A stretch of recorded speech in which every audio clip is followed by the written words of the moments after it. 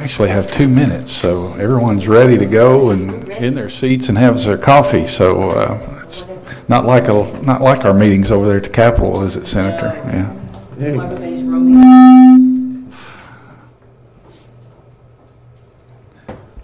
So, Tiffany, are we ready?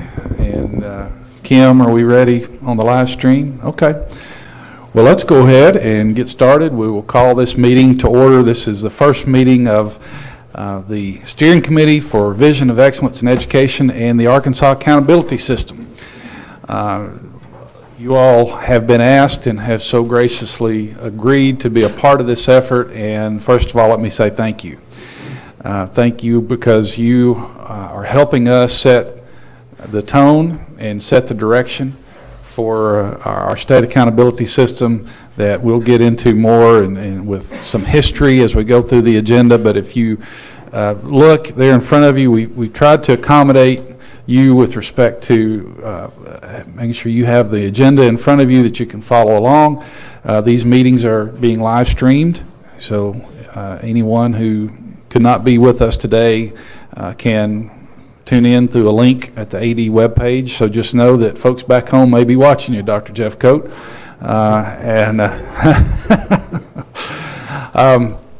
First, let's introduce the steering committee members, and as we introduce each one, I think there will be a on the screen, so you can follow along with us. But introduce myself. First of all, and Johnny Key will chair this committee, and I have been here in this role since March of 2015, and it has been one of the most fulfilling and rewarding experiences that I've ever had in my professional life. So, and now that we have the opportunity to really create something new for Arkansas under the Every Student Succeeds Act, I'm just honored to be here and lead such a great group of professionals in this agency. Anthony Bennett. Anthony is a recent graduate of Ashdown, a 2016 graduate of Ashdown High School, and he has begun his freshman year at Hendrix College in Conway. He is majoring in politics, a minor in philosophy. Anthony comes to us working with two nonprofit organizations. One is Youth for National Change. He is the South Central Regional Director, which is overseeing Arkansas, Louisiana, Missouri, Oklahoma, and Texas. And the Youth Caucus of America, where he serves as chair of the National Education Policy. Anthony is here and brings us a student voice perspective to our efforts. Next, Ms. Melissa Bratton. Melissa has an associate's degree in radiological sciences from National Park Community College at Hot Springs, and in a bachelor's degree in business management and a master's degree in human resources management. And she began working in the English as a second language program at the Hot Springs School District in 2011. She attended the ESL Academy in 2013 at Henderson State University and became the district ESL coordinator in 2014. And Melissa also works as a volunteer in her community, and we appreciate Melissa's participation here today. And then my good friend, Representative Bruce Cozart, who is from Hot Springs and is the chair of the House Education Committee. And I won't read all the other committees because I know the longer you're there, the more committees you find yourself on, Representative. But certainly part of ESSA, part of the Every Student Succeeds Act is having meaningful involvement from our legislators and from the governor's office, and so that's why we asked Mr. Chairman and Madam Chair, Senator English, who is the chair of the Senate Education Committee. She is from Pulaski County. Her district is Senate District 34, which covers part of Pulaski County north of the river. And again, she is, both of these folks are very well respected at the state capitol and around the state with their work regarding education. Ms. Emma Etam is a third-year English language arts teacher in Pine Bluff. And she is not a native Arkansan, but we are very glad to have her. She is originally from California, graduated from the University of California at Berkeley. And she joined Teach for America and began working in Pine Bluff where she also volunteers as a program facilitator for What's Next Pine Bluff. For this school year, she is the founder and director of the Arkansas Student Voice Council, whose purpose is to provide students in the state a platform in which they are empowered to find their voice, enhance their leadership skills, and become advocates for educational change within the state. So not only does she bring that voice of a teacher, but also the voice of a student because of her background and involvement in her educational career and a great perspective that she brings to us today. Then next we have, Weta, there you are, Weta Newton. She is a member of the Arkansas State Board of Education and has 38 years of experience as an educator. In addition to teaching math and science, she has served as a library media specialist, math coach, curriculum supervisor, class sponsor, Beta Club sponsor, and Teachers of Tomorrow supervisor. She's also an adjunct professor at the College of the Ouachitas in Malvern. And she was, in 2014, was named Arkansas Rural Education Teacher of the Year for the Arkansas Rural Ed Association and the Arkansas Middle Level Math Teacher of the Year, and then in 2015 she was named Arkansas Teacher of the Year. And we are enjoying having her now for the second year, first year as Teacher of the Year and second year now for the next 7 years, I think, as a member of the State Board of Education. And next we have Ms. Joyce Flowers. And Ms. Flowers has worked for the Camden School District, Camden Fairview. Well, it was Camden, and then Camden Fairview, and you've been there for 45 years. And that's just fantastic to bring that depth of knowledge to us.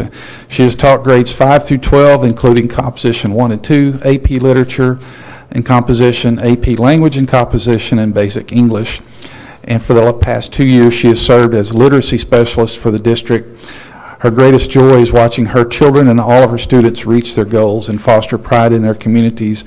And Ms. Flowers also has the privilege of working with the reading celebration, of which I have been a part of the last 2 years, and it is just so much fun to see all the kids in that school energized about summer reading, about reading in general, but summer reading specifically. So thank you, Ms. Flowers. Kelly Gill. She is representing the voice of the parents here with us. Kelly is an elementary secretary at Sonora Elementary in Springdale, graduate of Farmington High School, and is also very involved in the Arkansas PTA, a immediate past, your current president, okay, all right, current president of Arkansas PTA. Very happy to have her as well. Next, we have Michelle Owens Hayward, and Ms. Hayward has 27 years of service to Arkansas Public Schools as teacher and principal, and she currently serves as principal at McNair Middle School in Fayetteville. She has a lot of involvement in the administrative organization. She serves as the Association of Middle Level Educators Board of Trustees, representing the Southern Region. She is a president of the Arkansas Association of Middle Level Administrators and is co-director for the Arkansas Schools to Watch initiative. And she received the Association of Middle Level Educators Distinguished Educator Award in 2013, was named the Arkansas Middle School Principal of the Year and National Distinguished Principal for Middle School twice, both in 2008 and 2014.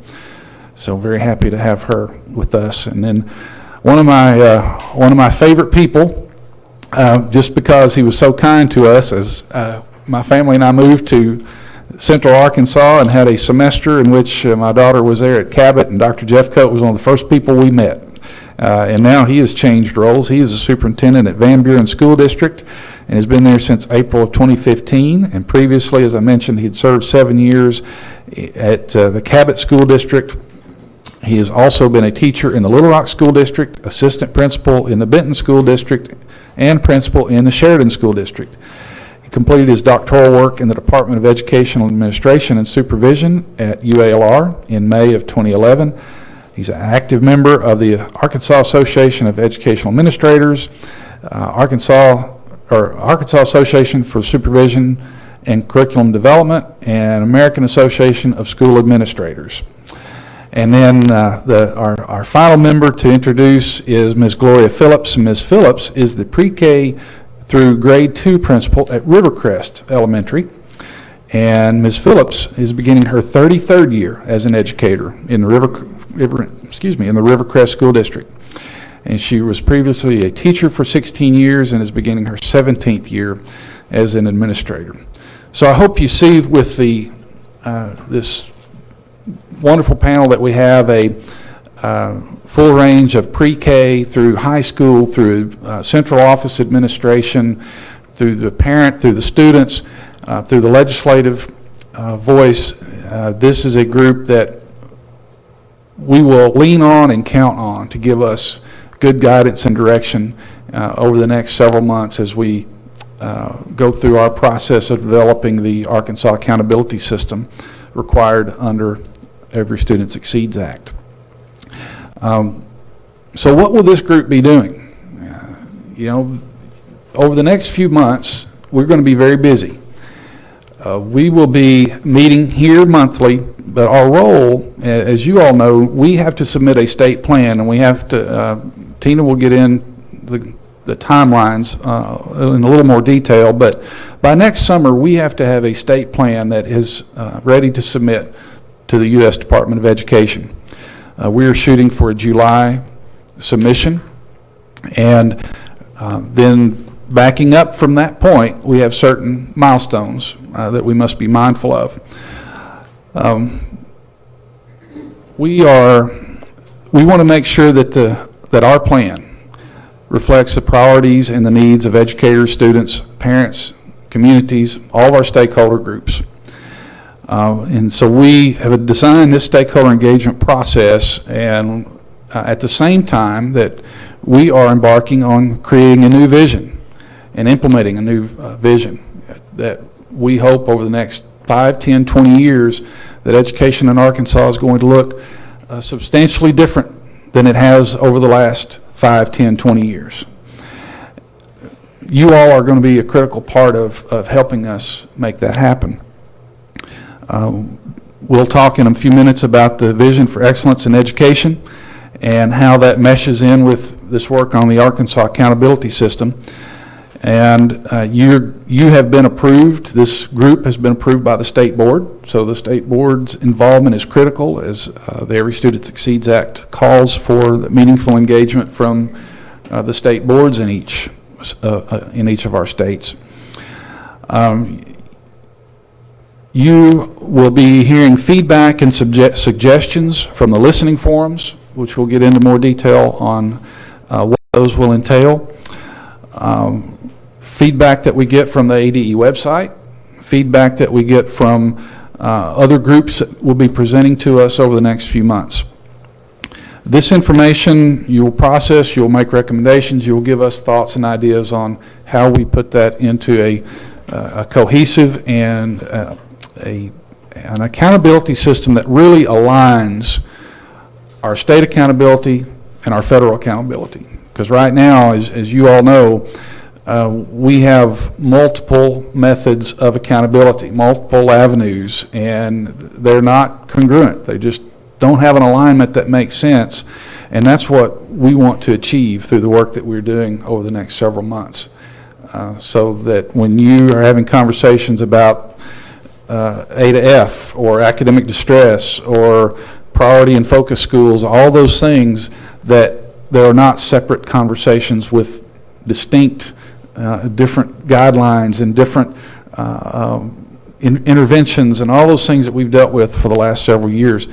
But our goal is to really have it aligned so that we're all talking the same language at the same times, and helping, with the goal being helping our schools serve the needs of our students. This will be an advisory group, as I mentioned, but know that the that in being an advisory group, you may have been on advisory groups before, and at the end of that process, you wonder, okay, why they didn't listen to anything that I said? Why was I even here? That's not going to be this process. We won't be able, I'll just say it now, we may not be able to take every suggestion and put it in the plan. But we want every suggestion because it may shape and mold some other piece of what we're doing. So the input that you all get, not just in this setting, but outside this setting, that you bring here to us is going to be critical to the creation of that plan that we're going to be putting forward.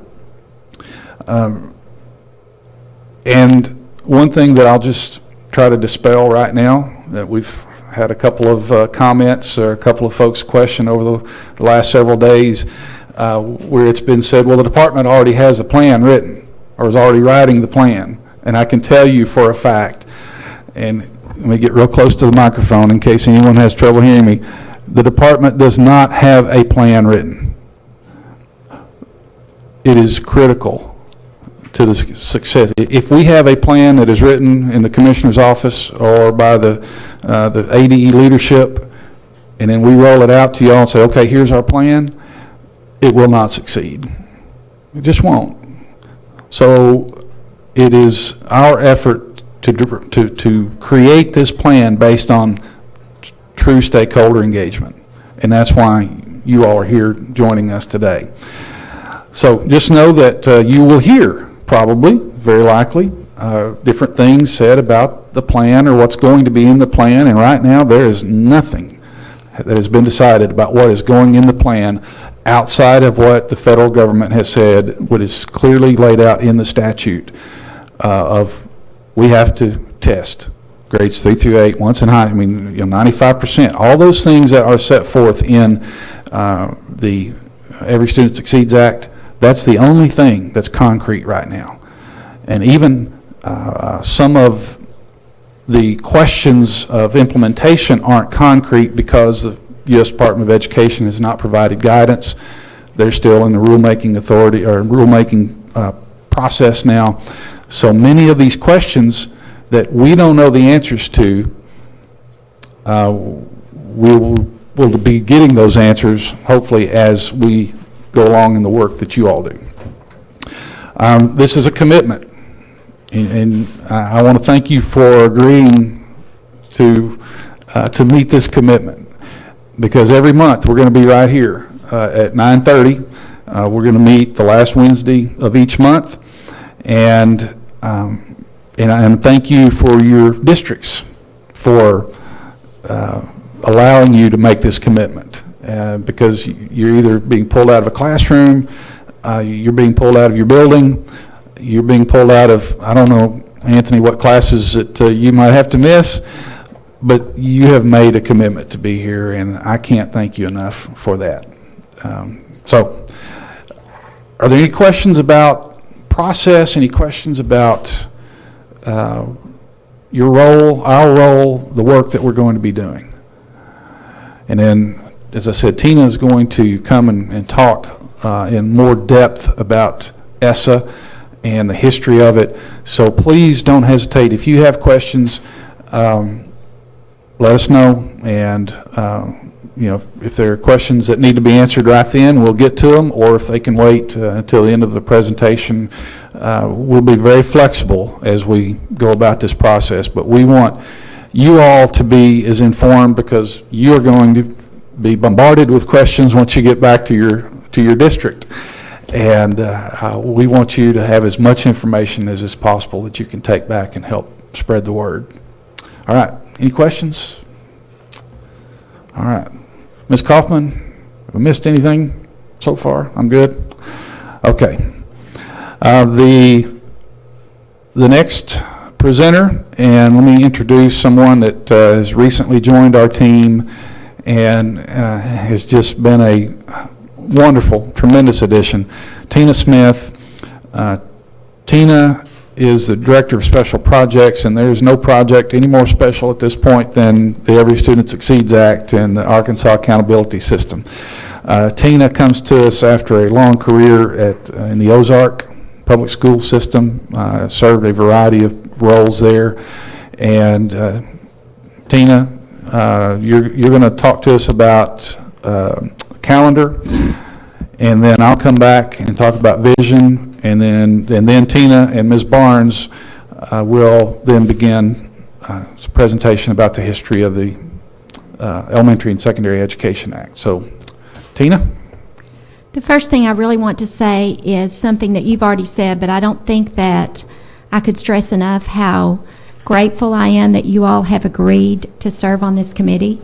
It is a commitment on your part, and you are going to have to be here every month, once a month, and we're all hopefully going to get to know each other very well and be sharing information with each other. I'm looking forward to what you can bring back from your districts and your places where you live to help us in writing this plan. And I also want to reinforce what you said, that nothing has been written yet, and some days I wish it had, but it hasn't, and we are counting on you and your input to help us in that regard.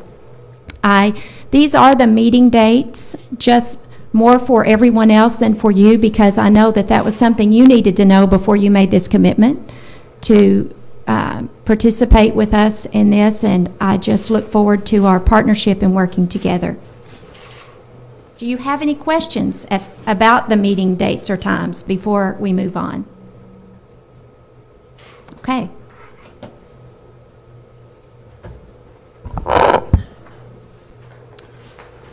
Okay. Thank you, Tina. Briefly, I want to go over work that we have been doing in the department since last year, since prior to the passage of the Every Student Succeeds Act. When I came on board, and publicly, and I told the governor, and when he named me, I said, Governor, one of the most important things we need to do is, since 2002, 2003, in the aftermath of the Lakeview lawsuit, we have been talking in Arkansas about educational adequacy as a concept that obviously we had not been meeting prior to that. Now, over a decade later, and we are still having conversations about educational adequacy, and from the standpoint of what the legislature deals with and is charged with doing, that obviously needs to keep going. But I think we need to have a broader conversation and really start talking about how do we move the conversation from one about adequacy, which is one definition I read says just enough, good enough. So the question is good enough what we want for the students of Arkansas? And I don't find very many people that would agree that we just want it to be good enough. So talking about from adequacy to excellence, and that is a theme we have really adopted here at this agency. And we looked inwardly to identify what do we as an agency need to do differently to really move that conversation. How do we establish the concepts of excellence? And we knew we needed to reach out to stakeholders, so we did that. For months, we worked with stakeholders on redefining our role. What over the next 5, 10, 20 years should be the role of the Department of Education? So as you see there on the board, we could spend a lot of time talking about the process that we used to get here, but I think the product is the most important thing at this point for the work that you are going to be doing. And our vision is that the Department of Education is transforming Arkansas to lead the nation in student-focused education. Two things about that is transforming Arkansas. We have been in the school improvement business for a long time. Those of you in schools, you've had probably more than you'd ever want to know as far as PD on school improvement. As an agency, we think that it's really time for transformation, because there's only so much improvement you can do, and at times you just need to really transform the models. That's what we're going to focus on. And it's not just transforming schools. It's transforming the state so that our communities, our state as a whole, has a different conversation about education, looking at it through different lens, that it's not just something that happens between the hours of 8 o'clock and 3:30, 9 months out of the year. It's something that really is, the community is engaged in an ongoing basis. It is not just left to the teachers and the administrators, but there is a community piece that has to be engaged for us to really succeed with moving our students where we want them to be. The other part is student-focused education.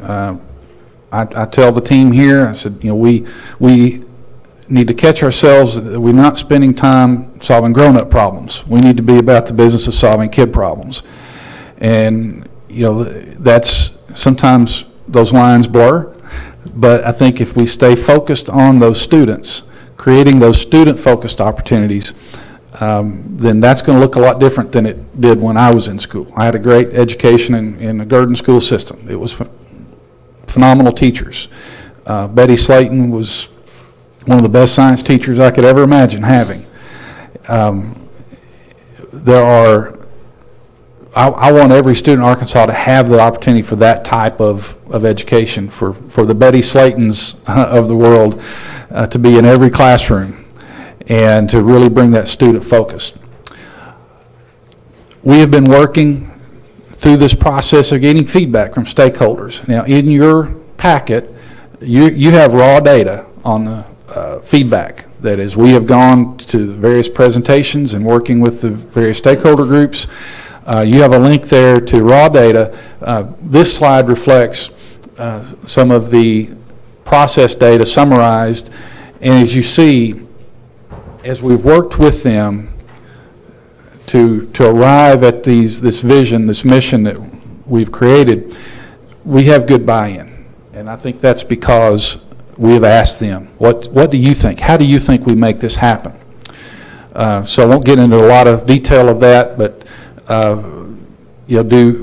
would love for that to be 100%, but obviously, it tells us we still have work to do on defining and explaining and helping develop understanding of these goals, this mission, this vision, and the direction that we're headed. All right, go ahead and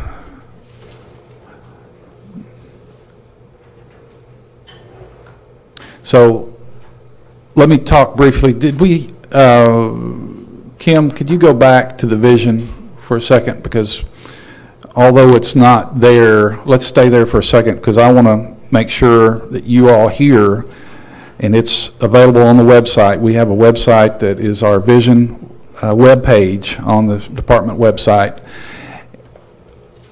And our mission is to provide leadership, support, and service to schools, districts, and communities so every student graduates prepared for college, career, and community engagement. Just for a few minutes to talk about some key parts there.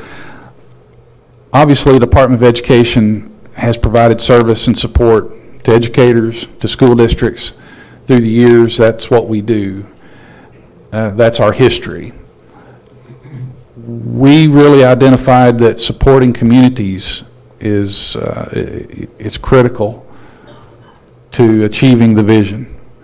As I mentioned, the communities, and I'll give you an example, under No Child Left Behind, we have a parental engagement component of No Child Left Behind.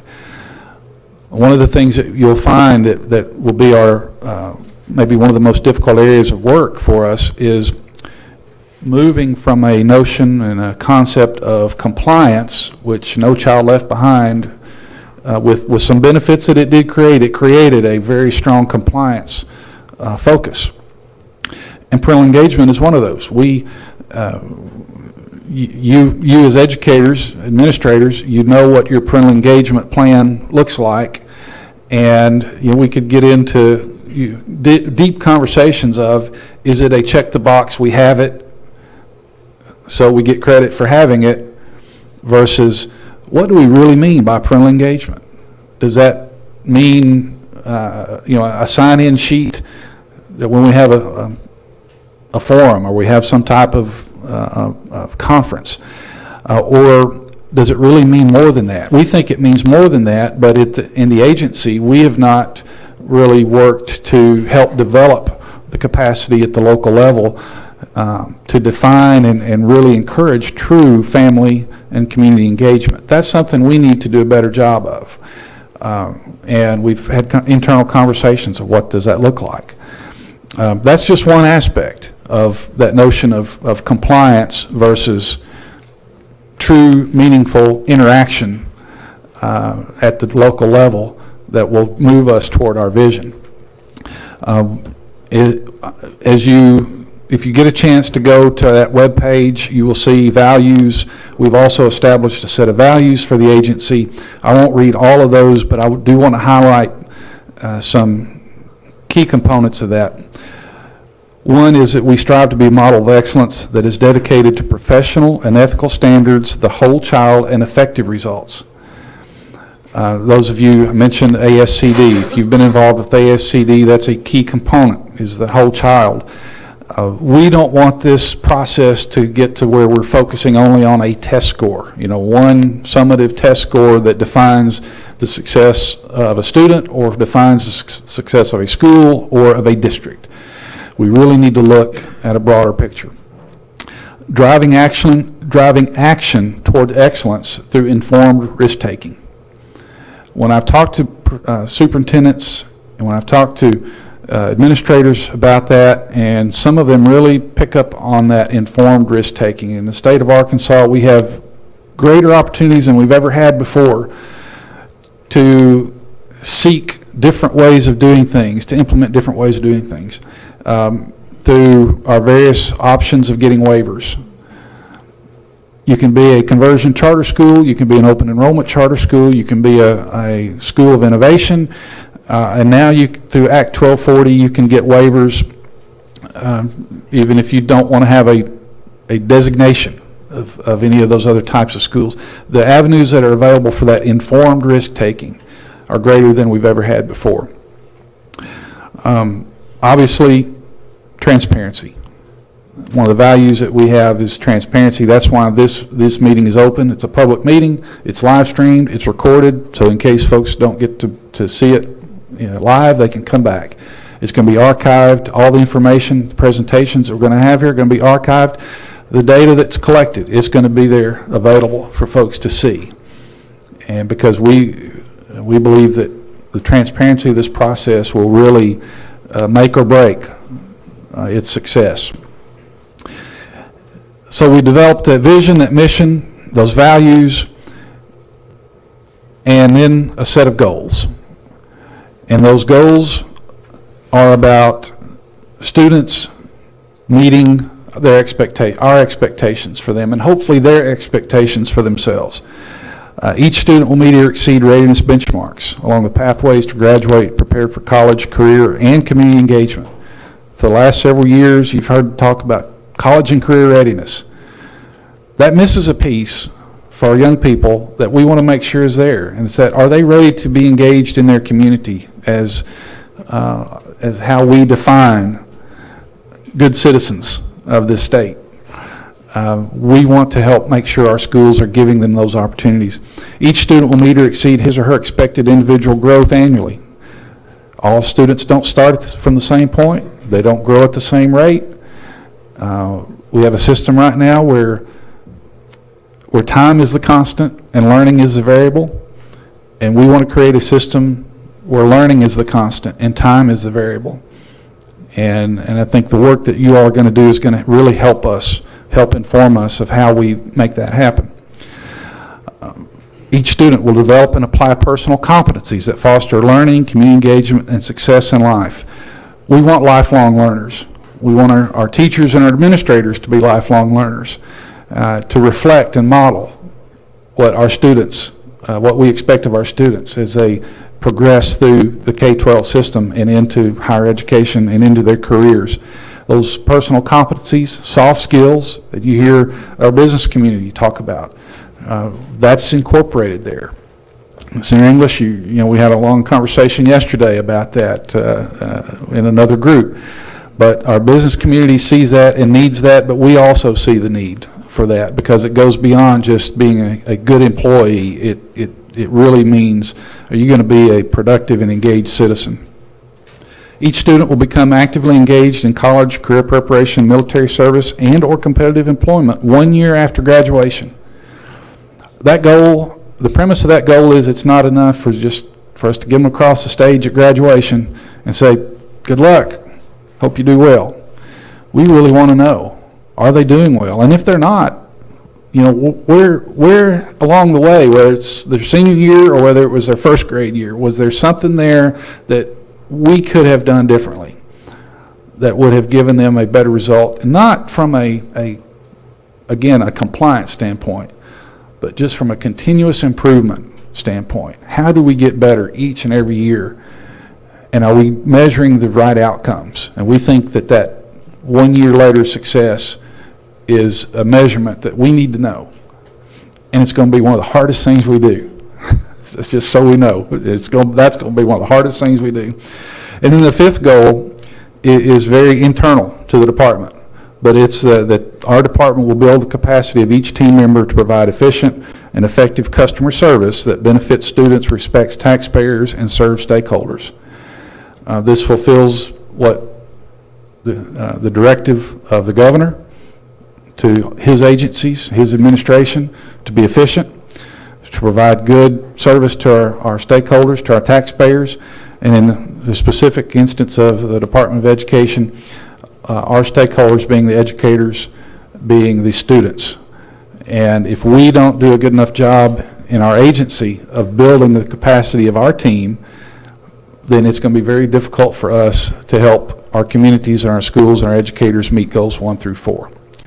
So that's, in a nutshell, what we have created, and we're doing this prior to the Every Student Succeeds Act, which was, I think, everyone was surprised in December when it passed and when it was signed. I know I was.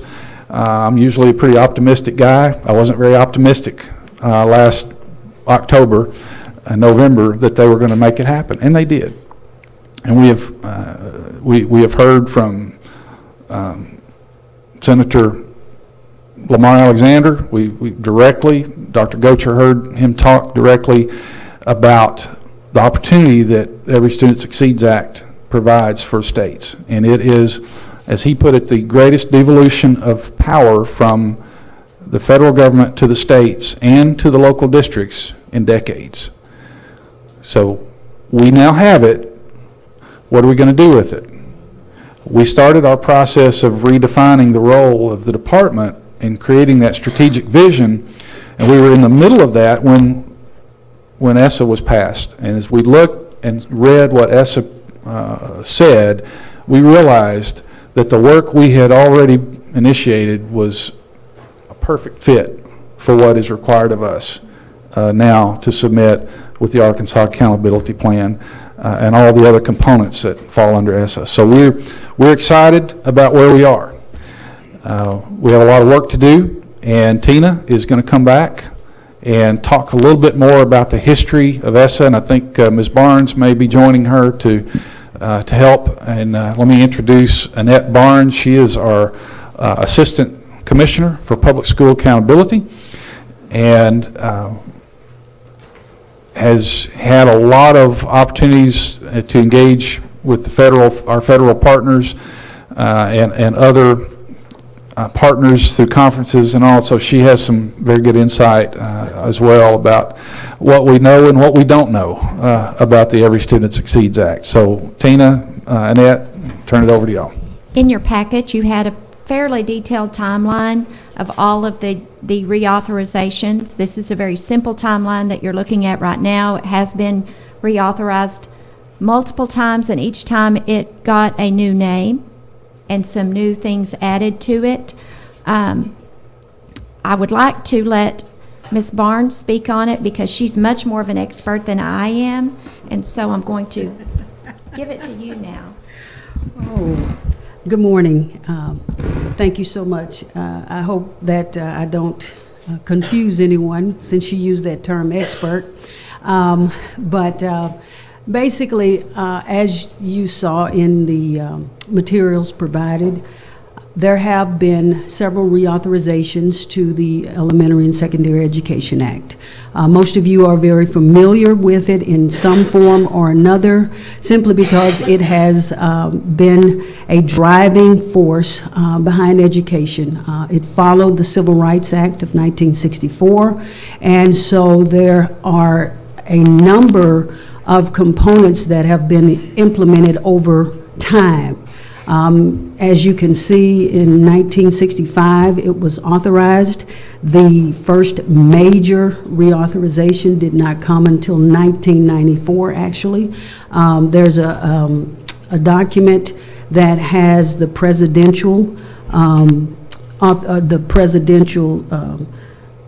cabinet that authorized the reauthorizations. Let me say it like that. So 1994 was the first major reauthorization, and that was under President Clinton. It was Improving America's Schools Act. So some of you will remember that during that time, Arkansas, of course, had to make some adjustments. We had teacher testing. I actually had I was one of those teachers that had a T-shirt that said, it came out around the time of, Ghostbusters, I ain't afraid of no test, but you mark out ain't. No, ain't was marked out, and it says, I am not afraid of any test. So that's a true story. I was teaching in Arkadelphia. I see the T-shirt and everything. I passed. As you can see, this is not a new type of reaction. However, this is a different type of reaction. So as we have moved forward, Arkansas was in the midst of having to make some major adjustments, revamp our academic standards and curriculum. We looked at phasing in, and some of you may remember we had cereal boxes that said Smart Start cereal. It was a K-4 initiative, and then we moved over to Smart Step middle grades, and then we had Next Step, which was 9-12. So many of you are familiar with that. Some of you have heard of it.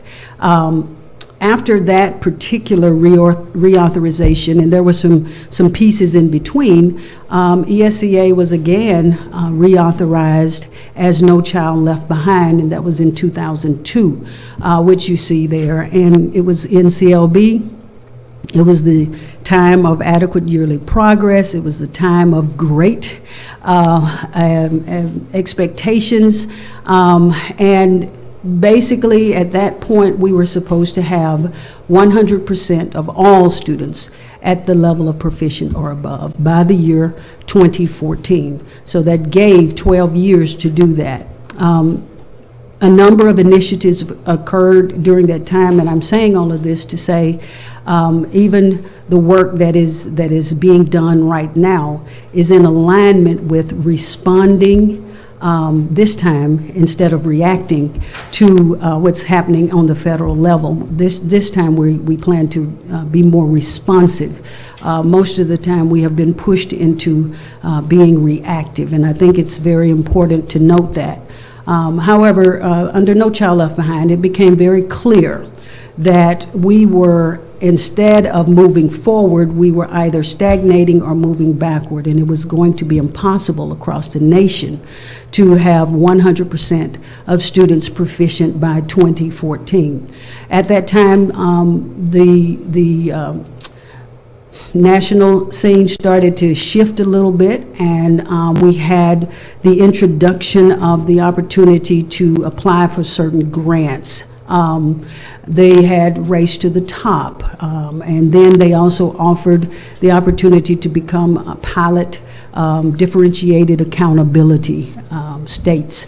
And so Arkansas, through the course of those applications, did get awarded differentiated accountability, and we initiated and launched that accountability system, which amended a part of our accountability workbook. And we had between the 9-10 school year through basically the 11-12 school year, we had differentiated accountability. It was extended for a year because, again, on the national scene, the U.S. government was still struggling to find ways to help states improve the academic status in all of the states across the nation.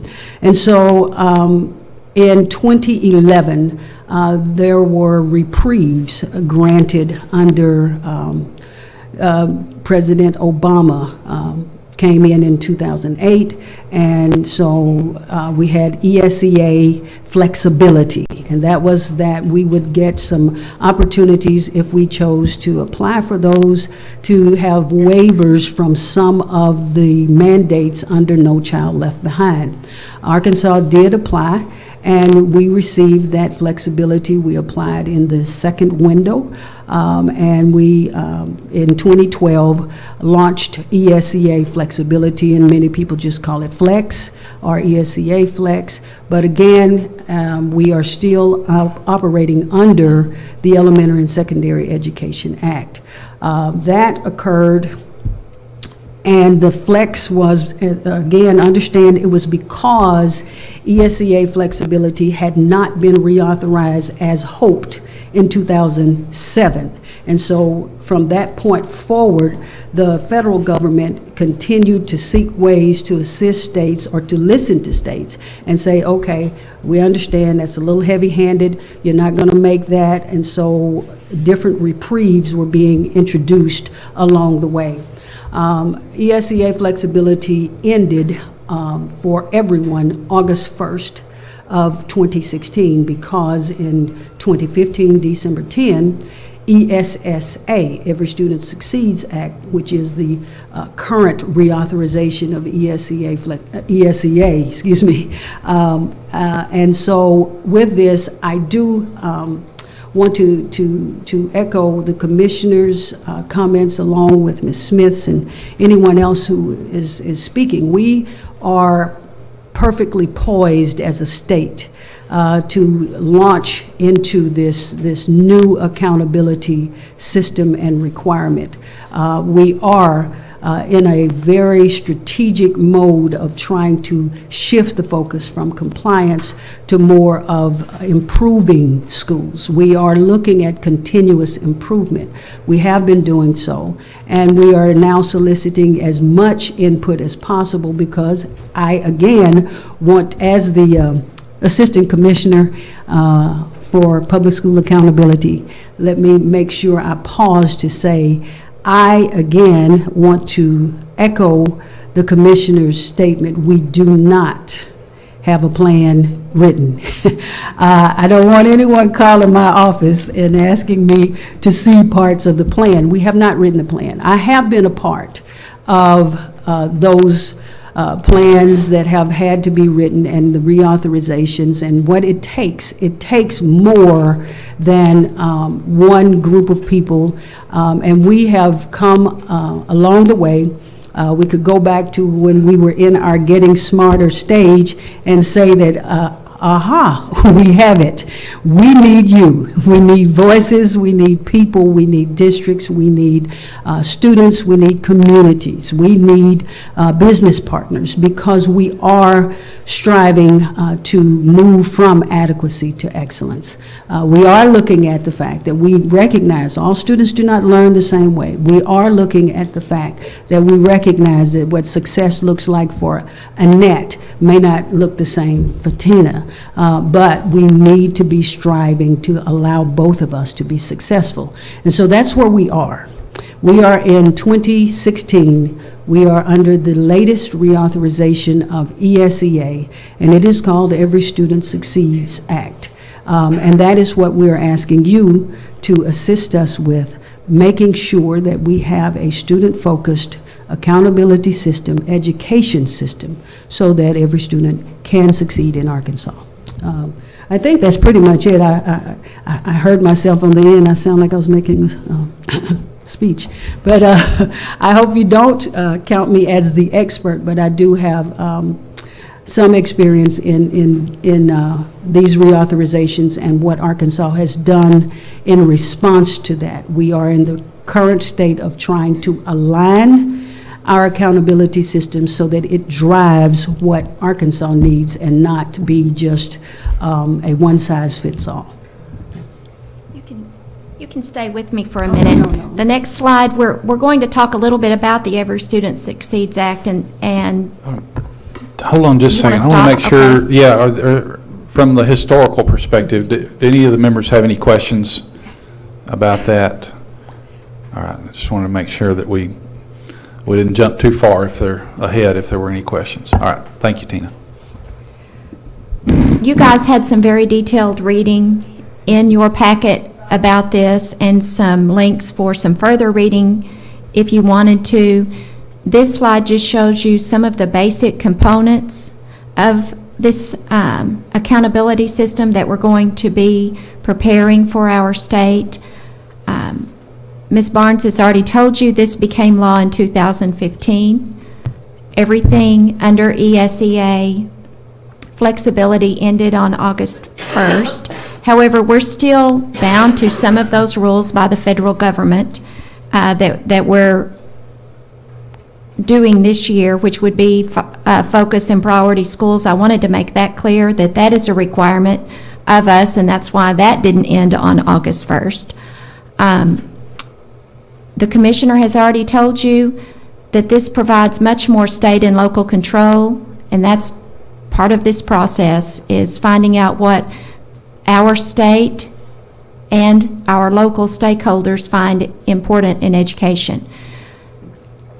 All of these things, curriculum and academic standards, assessments, accountability, school improvement, teacher and leader quality, those are all things that we already know are important and we're already working on in our state, but they will be part of this accountability system that we're preparing. And I do believe it's exciting that we are at a point in history where we have an opportunity to do something great for our state, to create a system that makes it possible for Annette and I to continue with her example, to learn in the ways that we know best, and for our schools to be recognized when they are bringing us along and we are growing and learning each year. To me, that is one of the greatest things about this. It's exciting, but I also feel a heavy burden because I want to get it right. And in order for us to do that, I want to say one more time, we need to hear from you to know your ideas about getting it right. And Miss, do you want to give any more detail about any of these? Do you guys want more detail? Could I ask y'all to address something in particular, and that's, it hasn't just been brought up with in Arkansas, but the part about ESSA providing more state and local control, there are some schools of thought that means because it's more state and local control, then there's a de-emphasis on equity. And I know that, Ms. Barnes, you've been to some of those meetings, those national meetings, and I'm sure as I have, and heard some conversation about that. But I want this group and anybody that's listening to hear us directly address that topic. Okay, so no, as a matter of fact, there is a greater emphasis on equity, is what I would say in response to that. Some of you who are very familiar with our most current accountability system understand that we created a super group called the TAG, and we talked about that being our English learners, our special ed population, and our economically disadvantaged. And so we were looking at how they were performing in comparison to all students group, and we looked at that.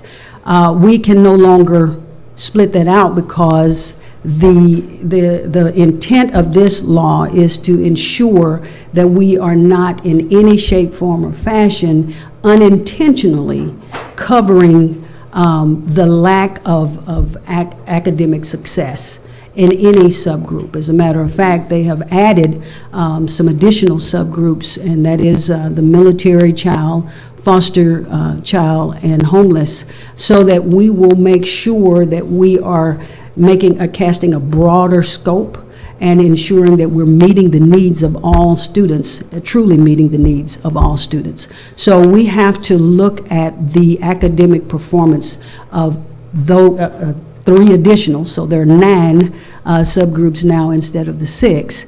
And I believe that that in and of itself ensures that we are going to have to look at all children. We're going to have to make sure that we're meeting the needs of all children.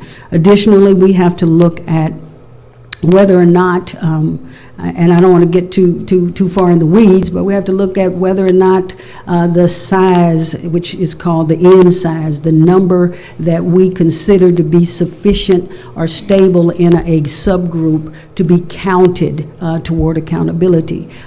We currently have an N size of 25, but that may be too great. So it may be too large in order to truly see the needs of children who may be somehow not receiving equitable services. We also have already, and Ms. Pfeffer, our Assistant Commissioner for Educator Effectiveness, we've already been working very tirelessly in looking at the needs of equitable access to quality education. Our state has been very forward-moving with our teacher excellence and support system, so we are trying to make sure that we use equity as I would think, the other lens to the glasses. We're looking at student-focused, but we're also looking at whether or not we are being equitable in how we provide services and who needs that help or assistance, I should say. And so, Commissioner, I don't know, like I said, I don't want to get too far into the weeds, but I do want to assure everyone that that with local control, that also brings about a greater responsibility for us as a state agency to ensure that we are looking at all needs, all children, and making sure that we're providing an excellent education for them. Yeah. So. Thank you. That's exactly what I was looking for. So any questions on that from anyone? Can you please expand on the 9 subgroups that you mentioned? You mentioned homeless youth and foster youth. What are the other categories of the subgroups? Oh, okay. So we already had 6 subgroups that we had. We had Caucasian, African American. We have, if you hadn't asked me right off the bat, I would have just rattled them. They stay in my head. So we have the Caucasian, we have the African American, we have special education, economically disadvantaged, we have the English learners, and thank you, Hispanic. All right, so that was the 6. And so then we add to the 6 the homeless, foster care, and military child. So that gives us 9 subgroups. You could have said it sooner. No. Okay, good. Thank you for addressing that. All right, no other questions on that? Okay. Thank you. All right, Tina?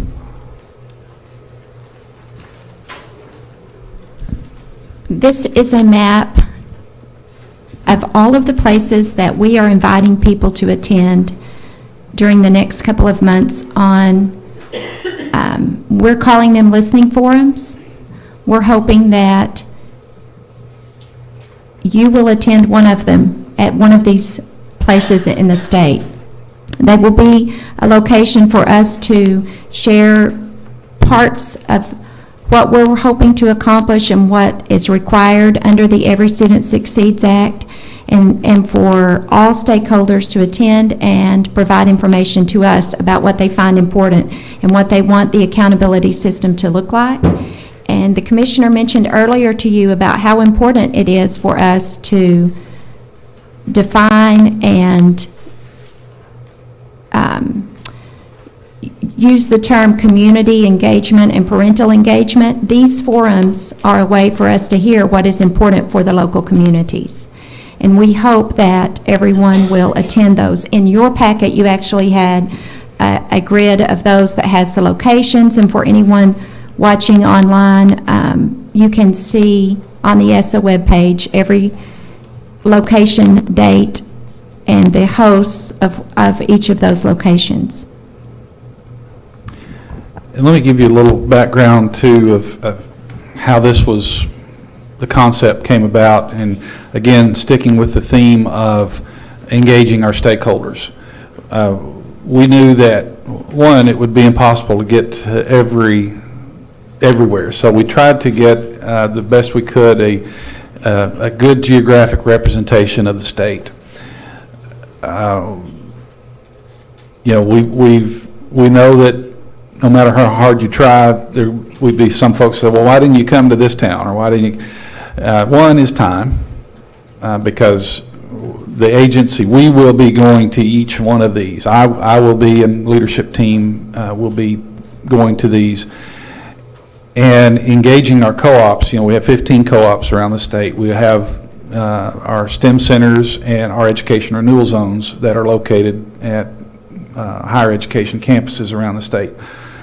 So we went to them as key stakeholders, and we said we want to have 10. These are the cities we would like to look at, but we want you to decide where it's going to be.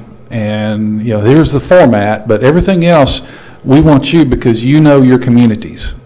And so as you see on the list, you have a number of co-ops that are joining forces with the ERZs and STEM centers to make this happen. Some of the locations are actually at the co-op building. Some of them are, I think the first one next week is going to be at Alma High School, Dr. Jeff Coates, so in your neck of the woods there. That, you know, what we hope is that because we've empowered those partners to help promote and put the word out, that it will be more meaningful than just the Department of Education's coming to town and wants you to show up. It's more than that. It's getting those school partners, those co-op partners, those higher ed partners engaged in getting the attendance built up. So we do encourage you to come to one or more of those if at all possible, because the primary focus, as you see on the schedule, they're set for an hour and a half, and about 15 to 20 minutes of that is going to be presentation from us giving an overview, and the rest of that time is feedback. It's hearing from the educators, from parents, from community members, from whoever is there and engaged to give us their thoughts on this new opportunity that we have.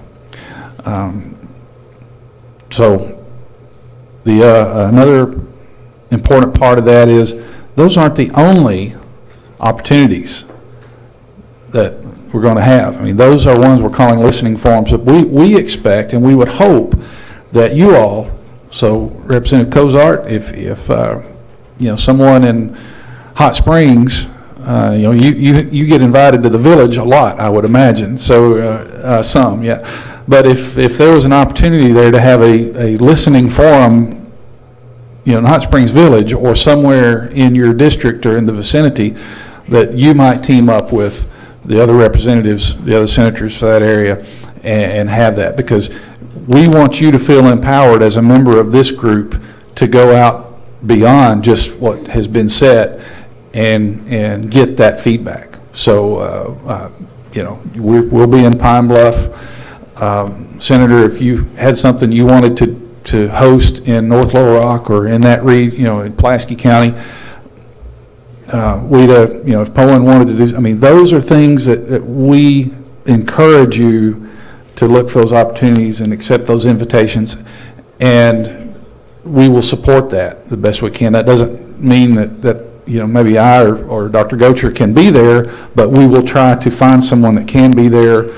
We know that it's all hands on deck, and we want to work with you to make those opportunities happen. So if you get a call that says, hey, why didn't you come to Mountain Home? You know, I'm sure that I'm sure that that's going to be asked of me. Why didn't you come to Mountain Home? And I want to say, well, you know what? You are more than welcome to host something and bring us that feedback or deliver that feedback to us. We're going to be online. We're going to have a number of survey opportunities. Any method of feedback we can, we want to employ to get as broad and as deep as we possibly can through this process.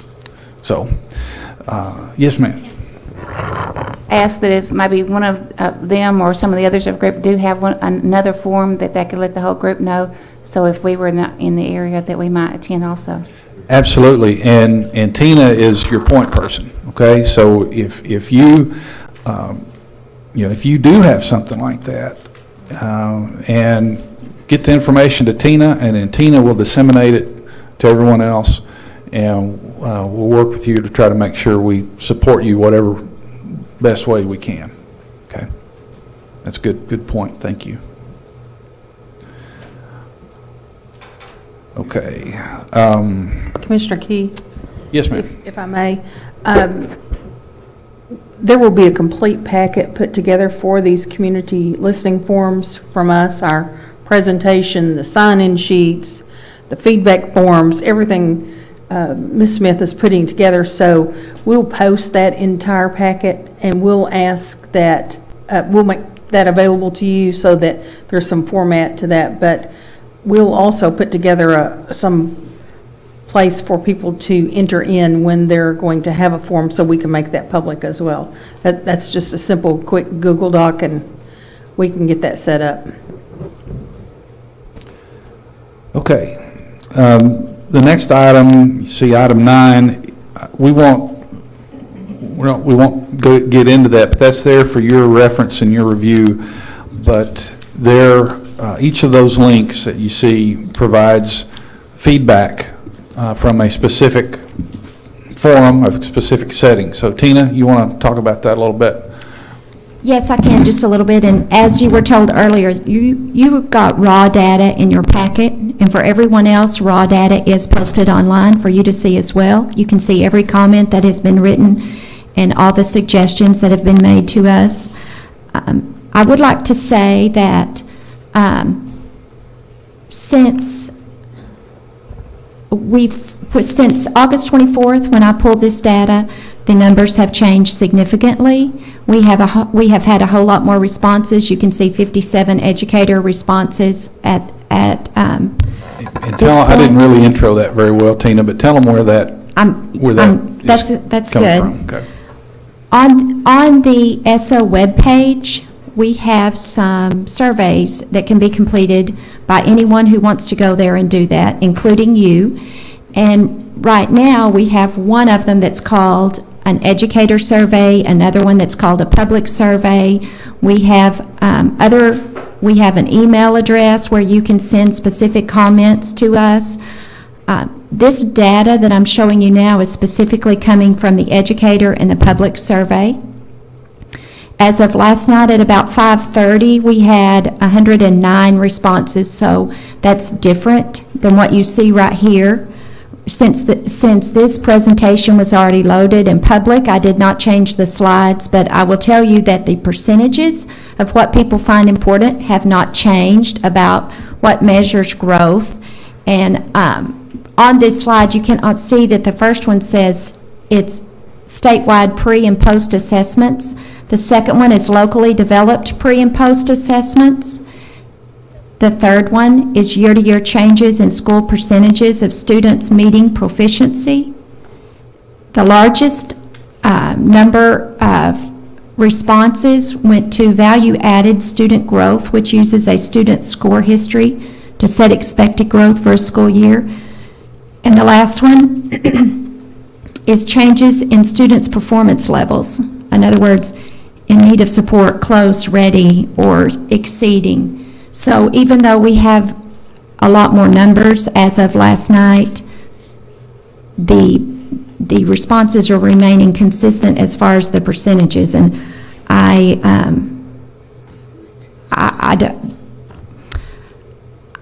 won't add anything to what I think about these responses, except there are places in these surveys for people to give us suggestions. And I would like to say that when you offer a suggestion, it's perfectly fine for you to tell us what you don't like, and that's what we're seeing a lot, and when you guys were reading these, you saw that. But please tell us what you would like to see, and what your solution is or a suggestion for us to consider to make better what you're not happy with at this point. Also, in the educator survey, we ask the best measure of personal competencies. Again, these percentages did not change. In fact, work ethic bumped on up into the 90s, but as far as what people valued as important personal competencies, the percentages stayed the same. And I think that we can pretty much all agree that these are very important skills that in some way we need to be promoting and measuring in our schools, creating conditions for students to gain these skills if they don't already have them. The next question, flexible comprehensive state accountability system. That very last one with the highest percentage is report the rate of students earning a GED among those counted in the 4-year adjusted cohort graduation rate who counted as not graduated. That is still the largest percentage as far as what people found as important in the best way to measure.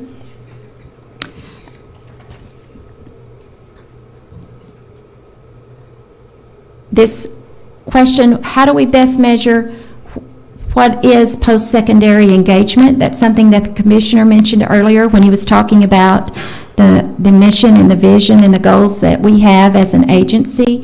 How do we know, or how can we say that a student is being successful when they leave our schools? And the largest percentage there is for first-year enrollment in a university or college. The second, first-year enrollment in a vocational or technical school.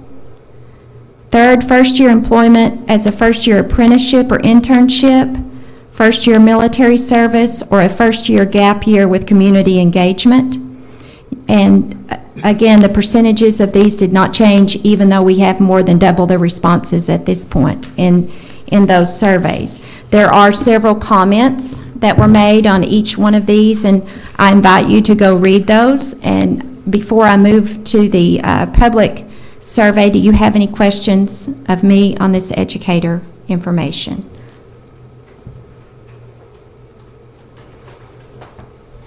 Okay, on the public survey on this, I just wanted you to see who's responding to us at this point.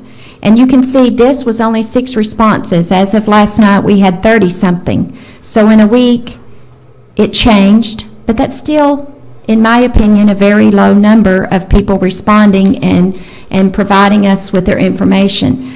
Another important thing that I want you to see on here is the responses that we're getting are mostly from educators, whether they're teachers, administrators, charter school directors, and I am hopeful that we can get more parent and community responses to these. And what we asked in this survey was, what are the most important characteristics of your school? And a variety of comments, including teaching and learning, good teachers, commitment to all students. We also asked, what are the best measures of your school? And overall, the most things that were stated were individual student progress, children's progress, authentic teacher, parent, and stakeholder responses. In other words, considering what parents believe about their school or what they find important in their school.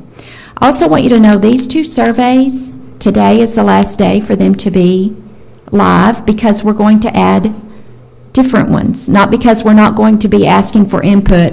All along the way, the ESSA page will be evolving as we learn more information, as we gain more feedback, and we know what is important to people, or maybe in the information that we're trying to gain at the time, we're going to change the questions that we're asking online so that we can get more directed feedback. So if somebody wants to participate in those, they need to do that today.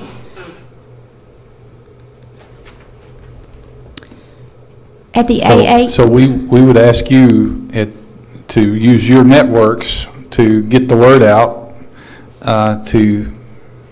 for each stage, because just because you responded to this set doesn't mean you can't respond to the next set. That's okay? correct. We hope that everyone will respond to all of them. And when the next set goes live, we will send out a notice to everybody that has given us their email address and to people that we already have in our database of stakeholders in Arkansas. So we will send out a notice for those when there are new ones. At the AAEA conference in August, Dr. Gocher and Commissioner Key presented information about ESSA, and that raw data is loaded online for everyone to see as well, the comments that we received from there. But I took pretty much the top comments that were made on each one of these questions so that you could see what administrators across the state valued as what worked and didn't work in the past, how they saw multiple measures fitting into our accountability system, and how we make sure that we develop an accountability system that actually demonstrates progress and is flexible. Is there any questions on that? Commissioner, do you want to add anything to that? Just would add that the difficulty that we have in getting feedback is that it's the difficulty that the practitioners have in thinking beyond a compliance mindset. And that's where we really need your help as the educators of encouraging your colleagues around the state to really think beyond that compliance mindset. That it's hard because that's the world y'all have lived in for a number of years now. But that seemed to be part of the difficulty that the attendees had in those sessions, was just moving past that compliance. Ms. Kaufman was there. Deb, I have failed to introduce my right hand. Wow. I don't know how I've managed to do that. Deborah Kaufman's the chief of staff of the department, and without whom I would be lost every day. But she was there. Do you have any follow-up on that? Your observations? Well, it's exactly the same, and just to kind of set a tone for where we're going, in the beginning of any new stage, you ask some big general questions, and how people respond to the big general questions then help you begin to ask more specific questions. And so even with our surveys, with the questions that we're asking at these meetings, the questions we'll be asking in the community listening forums will be big, broad, general questions. But from those responses, once you figure out what people value, then you can begin to dig down with those really specific questions. So we will rely on you to assist us in developing those very specific questions. So as you're thinking about and wondering about what you need to know to help us move forward with making some really powerful decisions for our state, that's kind of the process of how it gets deeper and deeper into the solution finding. The next set of data that you have is from PTA Summer Leadership. One of those was in Little Rock, and the other one was in Northwest Arkansas, Fayetteville, I believe. And so this is the top things that the attendees at those sessions found important.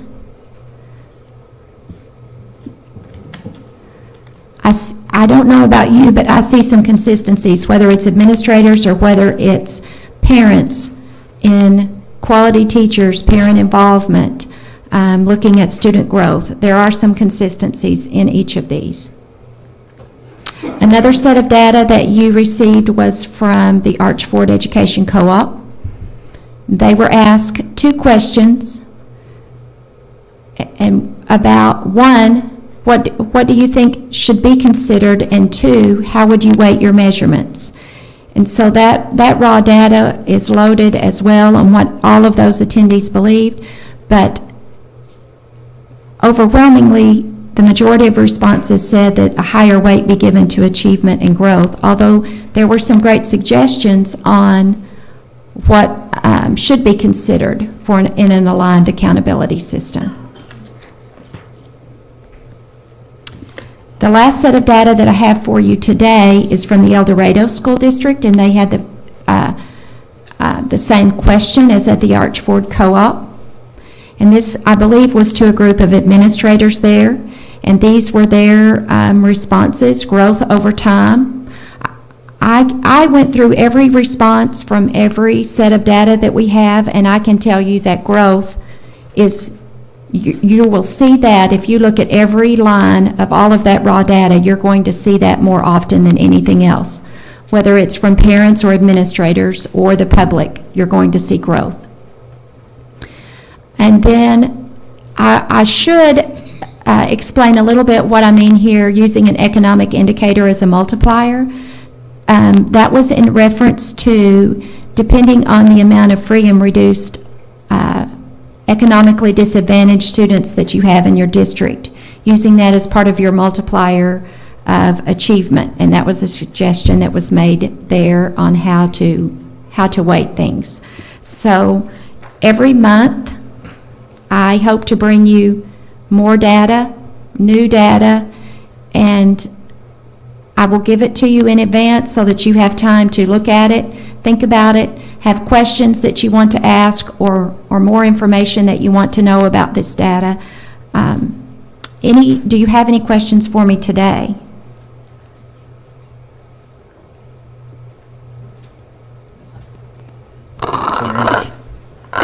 This may be a silly question, but could you define growth for me? Well, What does that mean? That means a lot of things, but I'm going to do something that I did earlier and defer to an expert. And she's sitting right back here, Dr. Denise Arola. And I will say that she has a brilliant mind. Sometimes she speaks very complicated for me. And so if she does that in this moment, I will interpret it in regular speak. Dr. Denise Arola is with the Office of Innovations in Education, one of our partners at the University of Arkansas, and is heavily engaged with us with No Child Left Behind, now with Every Student Succeeds Act, and with the work in innovation in education in Arkansas. So Dr. Arola, thanks for being here. Boy, and I was just thinking, what a loaded question. And I'm glad you said that you would interpret, not because what I'm going to share with you is all that complex, but just to make sure I'm making sense. I have a background as a teacher. I've taught school, so I've done things where we measure growth using pre and post tests, as some of you are aware who are educators at the table, where you're actually looking at, did the students' knowledge change over time, or did their skills, their mastery of those skills change over time? That's one way that we can look at growth, which is why you saw that as one of the options in the questions. There are other ways that we think about growth over time that we were just debating whether or not time has to be a constant to measure growth. There are different ways that you can measure growth depending on the questions that you're trying to answer about a student's change in performance or mastery of any type of skills, content, dispositions. And depending on how you ask the question, there are ways that it can be measured. And those generally involve some type of assessment.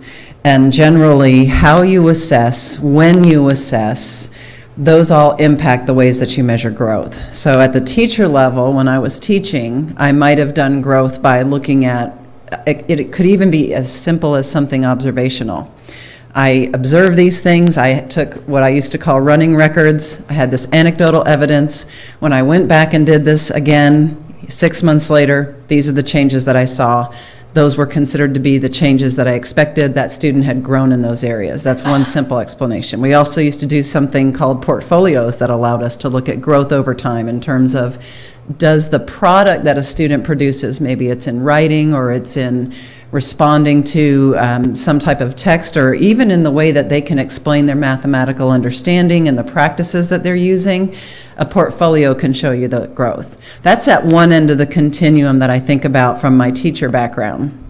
Somewhere over the past 14 years, I involved myself in a higher degree in statistics and education research, and have definitely a love for measurement. And in that realm, we also look at how you assess students and different ways that you can measure growth over time that meet certain characteristics when growth is used in what we call a high stakes context, for example, in accountability for schools. And there are a lot of different ways that you can measure growth. Under No Child Left Behind, the U.S. Department of Education under No Child Left Behind originally didn't allow for states to use a growth measure in the accountability for schools and districts. And the only way that we were able to look at what I would call a quasi-growth was we looked at the progress schools made in increasing the percentage of students that were meeting the proficient or advanced level. We still do that, looking at college and career ready and whether or not a student is hitting that target on the annual assessments. We still look at whether or not they're meeting that and whether or not schools are increasing that. But since about 2005, 2006, Arkansas has really looked at a variety of different ways to measure growth using the state assessments. And some of those ways include what was originally called growth to standard. So that was when we used to look at, did a student's performance on the state assessment show that the student was on a track to meet the state standard for proficiency by a certain point in time? And that's what almost every state had to do that wanted to use growth under No Child Left Behind. But then, in having those discussions, there's some limitations to that. And so Arkansas started exploring other ways to measure growth that could help inform school level accountability and just school level information to help you know, are the students within the school growing in the way that you would expect them to grow? And most recently, Arkansas has been using a value-added growth model that really looks at how has a student performed in the past. And as many years as possible, we go back and look at how the student has performed on the state assessment in the past. And based on their prior performance, we call it a score history, we look at where we would expect them to be in the next year. And then based on how they actually perform, you say they met their expected growth, or they exceeded their expected growth, or they didn't meet their expected growth. And then that information can be calculated. You take what each individual student did and you can average that into a school average. There's a much broader array of things that you can do around growth that other states have done, but that's kind of where we are right now, and that looks very carefully at the whole history of what we know about how a student's been performing. And one of the reason that the value added most recently has become part of things is it does provide, it's not sensitive to some of the factors that other growth models are sensitive to. So it's sensitive to the student and who that student is and how they've been achieving and all the factors that have impacted that student in the past, and it sets that expectation based on that. And so it encompasses things that a lot of educators express are concerns for them. So maybe I'm in a school that has a lot more challenges for their students than in some other schools. That type of growth model helps to account for that and provides what some of us believe is a more equitable way of thinking about growth, because it is founded in the student. And when you think about statistical methods, if I think about pre and post, a pre-test, post-test as a teacher tells me where did the student start, where did the student finish. This is like a super juiced up model of that at the state level. I think that's the best way I can describe it. Any more questions about growth? Could we have your interpretation of what was shared? No, I'm just kidding. I can, but it would be much more simple than that. It was a good question, and it is an important way for schools to measure their success and for student success, because schools should be recognized when a student makes progress, whatever that student's progress looks like. And that's why we're seeing it, I believe, as so often an answer in every one of these feedback surveys that we have gained. It's so frequently an answer because it's so important, and schools deserve to be recognized for moving a student, even if that student doesn't meet the exceeding mark on that summative assessment. That doesn't mean that that student didn't learn that year, and that doesn't mean that that school did not do a lot of great things. And so growth helps account for that. Let me just point out that, Senator, that's a great example of how, because this is a group that represents educators, non-educators, parents, students, when we use terms that you don't understand, please ask, because if you're asking, that means there's someone else out there that had the same question. And we want to make sure, I mean, that's part of transparency, just making sure that we are communicating clearly, and that when questions like that do arise, that we take the time to address it so that there's fuller understanding of what we're talking about. So thank you, Senator, for bringing that up. Any other questions about the feedback so far? Okay, that's all I have on that. Commissioner Key, in our internal conversations, there's been a request for us to build kind of a dictionary of some of these terms, and so I would encourage our steering committee members, as you're reading through this information, certainly ask, I wrote down the word yes, so that we make sure we put that into that dictionary. We already have an acronym translator on our website, because we know that people need the secret decoder ring of our vocabulary. But there are some really technical terms that, as you get into this accountability work, that we will need to define for everyone. One, just to make sure we're all on the same page, but two, to make sure that all of our stakeholders are truly informed.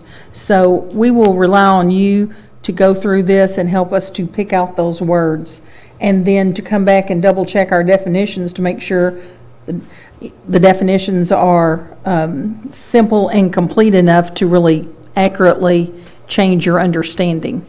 You know, the worst thing is to go to the dictionary and look up a word and then have to look up the words in the definition, right? So we've all been there and we understand that. And that's what we want to avoid.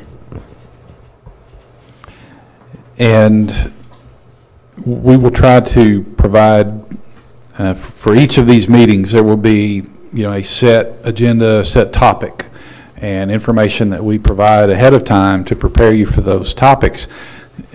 Shoot us an email, if you see something that we haven't covered, and it might be helpful to have that information ahead of time. Shoot Tina an email, and we'll get those explanations or those definitions or whatever to you. And Kim, if you go ahead and while we have a minute, you have the website available? While she's pulling that up, I can go over the proposed agenda for the next meeting. Yes, please. Because I have that up. Of course, we'll be considering the minutes from today. We're forming these meetings around some essential questions. And so our essential question for the next meeting is, how do we develop and support a student-focused learning system? So if we can all agree that student-focused learning system is what we want for Arkansas, then we have to begin to answer the question of, how do we hold people accountable? How do we measure that and hold people accountable to that kind of progress, to that vision? And so in answering those questions in our efforts to answer that question of how to develop and support a student-focused learning system, then we have to begin to look at some of the key components that ESSA requires of us. We have to look at standards, academic standards. Do we all know what they are? Do you understand why they're there? How often are they reviewed? We have a whole list of questions. And I'll send you a copy of this draft so you can begin to help us think about what are the other questions you want us to answer. ESSA requires us to ask some questions, but we need to answer all of the questions of our general public. What's your assessment system? What's that flexible, comprehensive assessment system within your state? We're going to have to dig into this N size. So what should the N size of our state be? And it sounds easy. Oh, well, we'll just make it 5. Well, there's results of doing those kinds of changes. There's implications to that. It impacts kids. It impacts schools. So what are those pros and cons for each one of those N sizes? What do all these subgroups really mean? What does that really mean? How do we have to look at this differently to ensure that all students are truly being served? And then if you think about student-focused learning system, you can't have that conversation without a conversation around personalized learning. So we'll start into that. Tina will come back and give us a lot of update on what's going on in the listening forums, what are we hearing, but already with just the simple data that we've provided to you, we're already starting to see patterns arise. So this next session will start building. The next session will be built upon that session. So the questions will just get more specific, the data will get more specific, and our vocabulary list will get much longer as we go through. So that's kind of a guide of where we're going. All right, so I asked Kim to go ahead and bring up the website so we want to make sure you have the tools, and because this is live streamed, others are going to be seeing this. So Kim, if you would scroll down, okay, that is the link to our Every Student Succeeds Act webpage, and everything we've told you about today can be found at that page. So the listening forum schedule and locations, summaries of what Every Student Succeeds Act is, information regarding rules and regs, and I'll tell you how fluid it is. While we've been sitting here this morning, I got a notice that the feds have issued guidelines, proposed guidelines on a concept known as supplement, not supplant, and educators know what we're talking about there. Non-educators, it's to make sure that we don't use federal dollars to supplant or replace funds that should be used from the state side or local side for those normal doing business of education. So that's going to happen. I mean, we'll be in the middle and we'll think we know what maybe some direction is, and then we'll get something out of the blue that's like, okay, we didn't know, we knew it was coming, we didn't think it was coming today. But it's there. So all of that type of information, we're going to try to make sure we point folks here. So the stakeholder role, there's a number of ways. So you might get asked, well, you know, hey, how can I get engaged with this? A number of methods of engagement are provided there. All of that here at this website. So we just encourage you to point folks that direction as you encounter those types of questions. All right, thank you, Kim. Thanks for bringing that up for us. Okay, so to wrap up, I know we have at least one person who has signed up to provide some public comment, and we will, as this being a transparent process, we encourage and invite folks to do that. Also, before we leave, though, I want to hear from you all. Observations, initial thoughts as we embark on this journey together. Does anybody have anything they want to share with the group?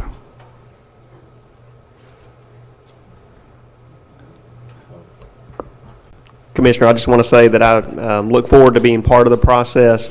I appreciate you addressing the listening forum. I actually had a question. Somebody asked me a question about whether or not we would have other forums that could be established. So I'm excited about the opportunity to be able to do that and just hear the feedback from those that are out throughout our state, and just look forward to what we're going to be able to accomplish in this group.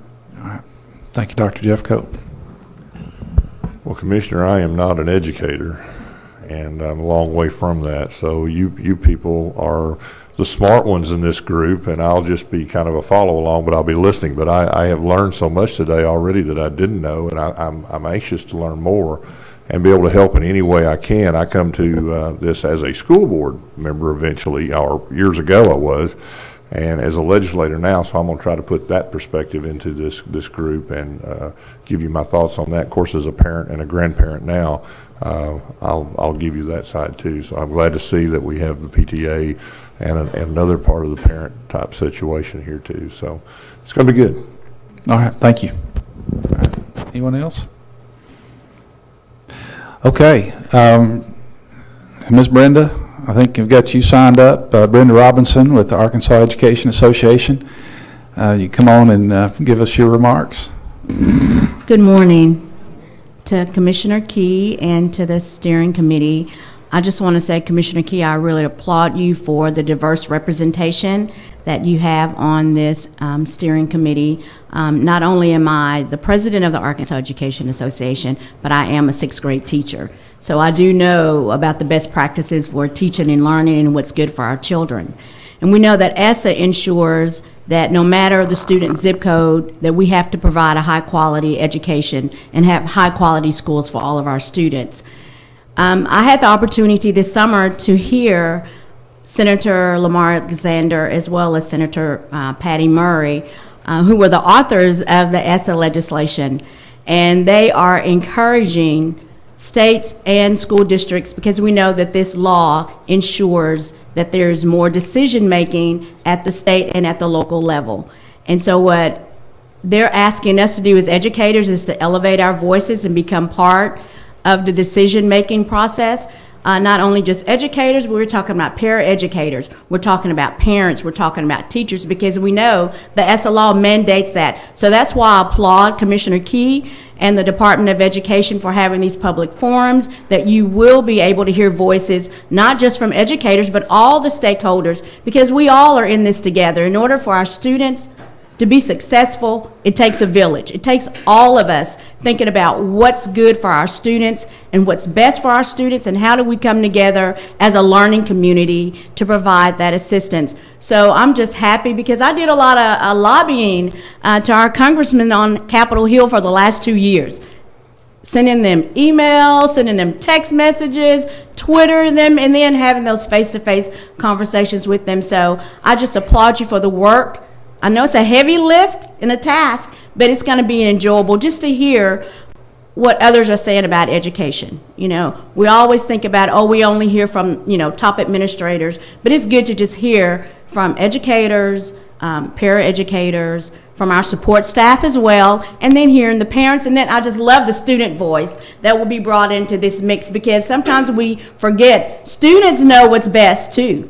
And we need to listen in them. They can tell us what type of schools they want, or what type of teachers, they want to have in front of them. So I applaud you for the work what you're gonna do. And we're pushing out all this information on our social media. We just pushed out about the last day. Today's the last day for this survey, to make sure that educators are elevating their voices, and we're encouraging them to attend all of these community forums. And we also look forward to having the opportunity in the future to present to this committee on our feedback from educators and how Arkansas Education Association will proceed as we go through this movement together. And again, thank you for the work that you're going to do. Thank you, Ms. Robinson. Appreciate you being here. Also, take an opportunity to express my thanks to the other partners and other stakeholders we have. There are a number of organizations that are represented here today. I'll miss somebody if I start trying to list them all. But anyway, I do want to acknowledge and express my appreciation for your attendance, and hopefully that the attendance will grow as we move through the months in this work. Also want to introduce make sure you all know that Megan Abels, our current Arkansas Teacher of the Year, is with us today, and she is doing great work in her role as Teacher of the Year, following in the footsteps of Ms. Newton and bringing just her own flavor and dynamic work to the work that has been done before, and we're excited about her participation and partnership with the department. And then also to my team out there, Dr. Saunders, Ms. Smith, Ms. Pfeffer. I'm looking to see who else besides Ms. Barnes is out there. But anyway, this is, I have a great team. I really do, and I can't say it enough. And I think you all are going to be a great help to us. I know you are. So before we conclude, we'll actually get you out here about 15 minutes ahead of schedule. Don't expect that to be the norm. We'd like to bank that time for future. That's right. Okay. I think Ms. Robinson is the only one signed up, but was there anyone else before we adjourn that may want to weigh in or give some remarks before we leave? All right. Seeing none. Any other comments from you all? Ms. Flowers. I'd like to recognize the math science specialist from Camden Fairview who has come here with me today. She's excited about our being involved, Ms. Pamela Vaughn. You know, I didn't recognize her without her costume. They have a lot of fun at Camden Fairview for Reading Celebration and their focus on math and science. So thank you. Appreciate you being here. Anyone else? All right. Well, we are adjourned.